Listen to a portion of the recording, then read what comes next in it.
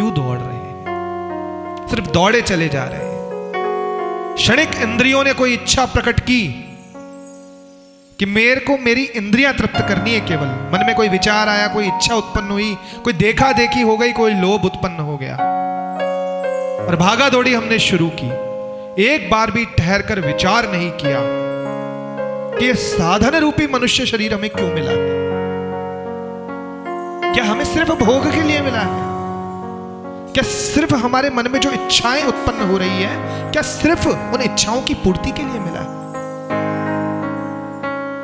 ठहर कर अपने विचारों को शांत करके अगर बैठ के सोचोगे ना तो हैरान रह जाओगे कि हमारे सिवा 84 लाख योनियां आज इस पूरे संसार में विचरण कर रही है।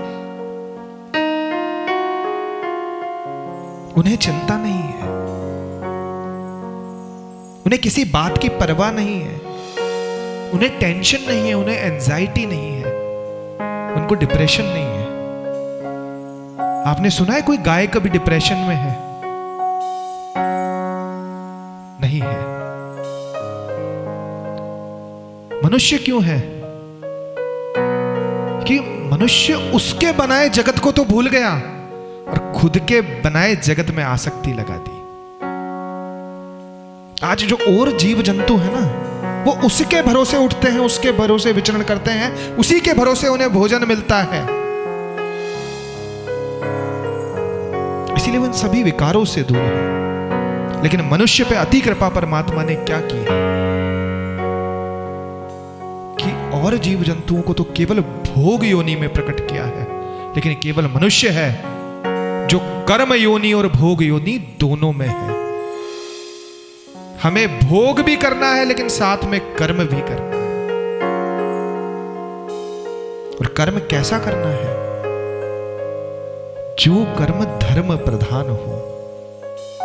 आज संसार के अन्य भागों से धर्म विलुप्त हो गया। क्यों? क्योंकि मनुष्य ने अपनी बुद्धि को सर्वश्रेष्ठ मान लिया। मनुष्य को लगा कि मेरी जो बुद्धि है उसके द्वारा जो भी उन्नति विकास मैं कर रहा हूं यही सर्वश्रेष्ठ है। यह भ्रम हो गया उसको। बुद्धि की एक सीमा है। इंद्रियों से परे है मन, मन से परे है बुद्धि, और बुद्धि से भी परे है परमात्मा। और जीव का परम लक्ष्य, परम उद्देश्य केवल परमात्मा को पाना है। इस आत्मा का उस परमात्मा के साथ संबंध स्थापित करना है। उस लक्ष्य को भूलकर हम केवल भोग कर रहे हैं। फिर मनुष्य योनि में आने का क्या फायदा? जब पशु समान ही जीवन जीना है, जब पशुओं की तरह ही भोग करना है, तो फिर अपने आप को मनुष्य क्यों कहते हो मित्र? क्योंकि यह मनुष्य शरीर देवताओं को भी दुर्लभ है। ये कथाएं, ये प्रसंग देवताओं को भी दुर्लभ है, क्योंकि देवता भी केवल भोग योनि है। जो लोग कहते हैं ना कि स्वर्ग में देवताओं के आराम है, वो केवल अपने कर्मों का वहां पर भोग कर रहे हैं। परमात्मा से मिलन उनका भी निश्चित नहीं है। अगर परमात्मा को लक्ष्य बनाकर जीवन में अन्य काम भी करोगे ना तो उसमें भी सफलता मिलेगी, लेकिन भरोसा परम तत्व पे करना है। इस संसार पे भरोसा करोगे तो मित्र टूटेगा, निश्चित टूटेगा। गलती हम यह कर रहे हैं कि जो नश्वर संसार है, जो नश्वर जगत है, जिसका खुद का नाश होना तय है, उस पे हम भरोसा कर रहे हैं और फिर विचलित हो रहे हैं कि मेरे मन की नहीं हुई। कहां से होगी? क्योंकि ये माया है, ये इल्यूजन है, इसका कोई वास्तविक स्वरूप नहीं है। अगर वास्तविक कुछ है, शाश्वत कुछ है, तो वो हमारे भीतर बैठा है। वो निरंतर अपने दरवाजे खोलकर पुकार रहा है कि मुझसे प्रेम करो, मुझसे एकत्व का संबंध स्थापित करो। लेकिन हमारा प्रेम तो कहीं और ही है। हमने प्रेम को तो कुछ और ही समझ लिया। हम अफेयर्स को प्रेम समझ बैठे। नहीं, हम रिलेशनशिप्स जो बाहर बनाते हैं उसको प्रेम समझ बैठे। फिर वहां कोई झटका लगता है तो आंखों से अश्रुधारा बहती है।